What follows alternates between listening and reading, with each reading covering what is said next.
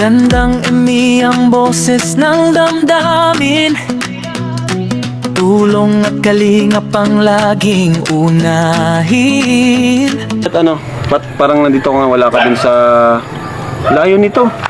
Bumalik ka dito sa lugar mo. Hindi sa Oo, Kabatuan.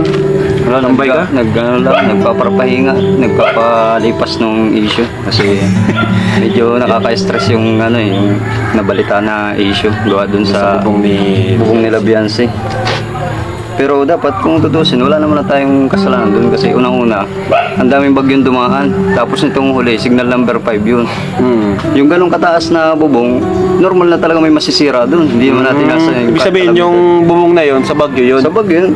Tatlong bagyo na malalakas ang sunod-sunod nun eh. Ah, okay. So, Yung huli pero yung- chinek nyo naman talaga yun? Oo, wala namang natulo dun. Wala pa ng pag-alis. Ribbon cutting yun, malinis yun. Sa bagay kasi yung nitong nakaraan, nung nagbagyo lang, saka siya nagkaroon ng Oo, kasi ilang, after nung bagyo, ilang ulan na nang dumating, di ba? Ilang ulan nang dumating, di ba? Wala namang issue. Ito lang ng pagkabagyo lang yun. Kasi di pa nabagyo, wala namang natulo dun. Okay. So ngayon lang pala yun nang nangyari. Talagang may posibilidad na kasi sa taas nun. Tapos sayon pa yun sa hangin. Kaya kuya, di ka nanawin talabatid. Oo, kaya medyo nagpapapahinga muna. Siyempre, kung ako nababash siya Di ba? Tsaka pati dapat, hindi na inaasa sa Kalingap Carpenters. Pwede naman nilang ipa-repair yun eh. Kung may nakita silang natulog, pa-repair na muna nila. Nagkataon kasi yung pagpunta nila Ian, nagulan na ata nun, nagulan ng pagpunta nila. Pwede naman nila sana ipaayos na yun eh. Pagkabagyo, doon nga sa bahay nila Carla, wala naman naging issue. Tamo si Sabagay, oo nga. nilagyan pa nila ng tali, dinag-anan. Dapat ganun ang diskarte. Di ba Kasi alam na bagyo yun eh, kalamidad. Bagyong 1 TV, no? Wala namang pinipili ang bagyo, walang pinipili ang kalamidad kahit gaano katibay ang bahay. Pag tinamaan ng kalamidad yan, sira talaga yan. Huwag naman na lang iasa na babalikan pa namin, tapos re-repairin naman. Madami namang pabahay nga na hindi naman na counting hindi naman na nila sinasabi na, ba't nagtutulo na naman ito? May mga kalamidad na dumadaan sa atin eh, yung Bicol, bagyuhin ito. Kaya ngayon, nandito ako ngayon kasi papahinga muna ako. Siyempre, na-stress. Makaka-stress din. Ayos na yun, kuya. Mga kasukay, mga kalingap, narinig natin yung sinabi dyan ni Super Mac na dahil daw sa bagyo, kaya ganun yung nangyari sa bubong, sa bahay nila Beyonce, no? So, nabas po siya, no, mga kalingap, dahil din dyan sa nasabi niya, no, na ang sinisisi niya dyan ay bagyo. So, parang sa aking observation, no, at marami din naka-observe dito, mga kalingap, sa halip na humingi ng pasensya or dahil hindi niya na-supervise, hindi niya na-check ng maigi yung trabaho ng mga gumawa, dapat humingi na lang muna, sana siya ng pasensya, no, mga kalingap. Pero hindi ganun po ang nangyari. Para kasing may may tampo dahil siya nga yung sinisisi dun sa nangyari, no, mga kalingap. So, syempre, nakita naman natin kung ano talaga yung naging problema, no, kasi pantay naman po talaga yung bubong. Hindi dumadalo yung tubig. Nag-stay dun sa gitna. Kaya may tendency talaga na papasok yung tubig doon sa loob ng bahay. At meron pa siyang dugtungan. So, doon yun pumapasok yung tubig, no, mga kalingap. Kahit nga si Kuya Bal, mismo ang nagsabi na palpak yung gumawa, no, mga kalingap. Nasa vlog po yan. At eto na, no, syempre mababa siya kasi ang sinisisi niya dyan is bagyo. Hindi naman, alam natin maraming bagyo na dumaraan dyan sa Daet. Malalakas talaga ang bagyo dyan.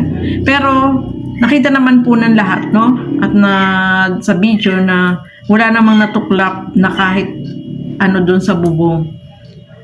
So, ibig sabihin, hindi bagyo yung naging sanhi. Kasi noon pa man, di ba, bago na bago na ribbon cutting, nung nag-uulan, nakita na natin na meron na talagang umaanong tubig dyan.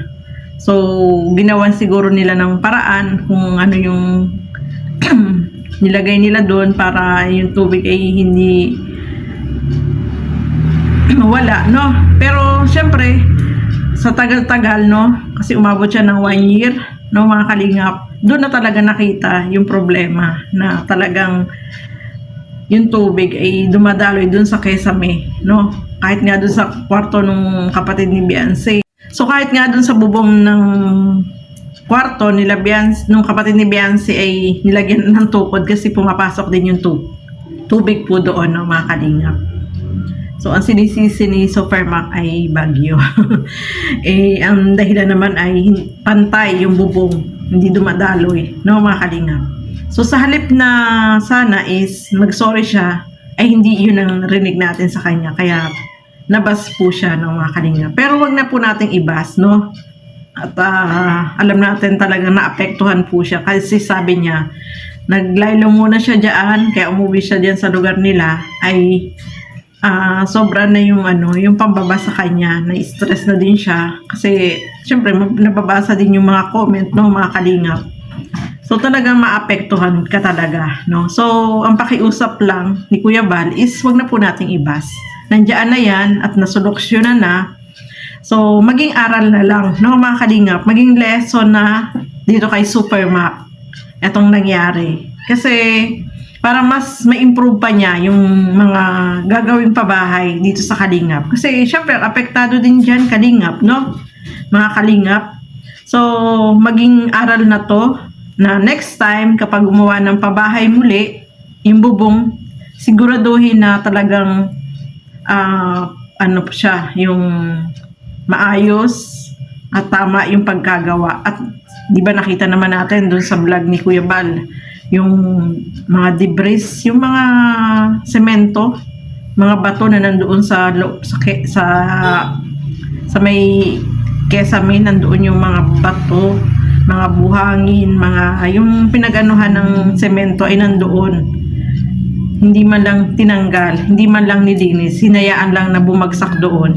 So, kapag ganyan, no, habang tumatagal yan, di ba, kung hindi na ipaayos, lumalambot, tapos mamaya babagsak yun doon sa kwarto ni Beyonce. Delikado, no mga kalingap. Kaya talagang sinigurado nila na walang mga bato-bato doon, nilinis, winalisan, at dinagdagan pa yung mga brace doon sa sa Kesame kasi nakita nila na kulang-kulang, hindi siya talaga pulido yung pagkagawa, no mga kalingap. So maging aral na to, no. Siguro mas maganda kung inaccept na lang niya yung pagkakamali niya, no. Nanghingi na lang siya ng pasensya. Kaso hindi parang nagtatampo pa siya, nababas siya. Nababas talaga siya, no, mga kalingap. Kasi nga, doon sa nangyari. Kasi nakita naman natin kung ano talaga yung naging problema. At nabanggit niya din diyan yung bahay nila Carla. So, ang pagkaalam ko din sa bahay nila Carla, nabanggit yan ni Sis Darlene na meron ding tumutulo doon. So, ang balak nila Kuya Bal is titingnan din kung ano rin ang problema doon para maayos, masolusyonan hanggang maaga para hindi lumala yung problema, no mga kalingap. So, marami talaga yung mababas talaga siya kasi sa halip na humingi siya ng pasensya at i-accept niya yung pagkakamali ay hindi niya ginawa, no mga kalingap. Kaya talagang hanggang ngayon ay nababas pa rin po itong si Supermac. Especially nung ma-interview siya ni Kalingap Rob about doon sa sinabi niya at ang dahilan niya ay ang kagagawan daw yun ng bagyo. No mga kalingap. Pero wag na po nating ibas, no mga kalingap.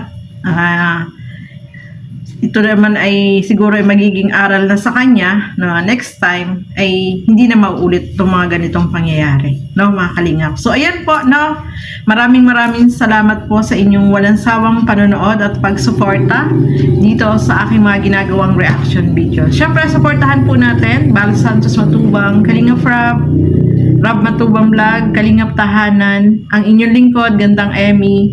Sa mga hindi pa po nakapag-subscribe, please subscribe and please hit the notification bell para lagi po kayong updated sa aking mga ina-upload na mga reaction video. So hanggang dito na lamang po muna. Keep safe everyone. Thank you for watching. Mabuhay po tayong lahat. Bye-bye!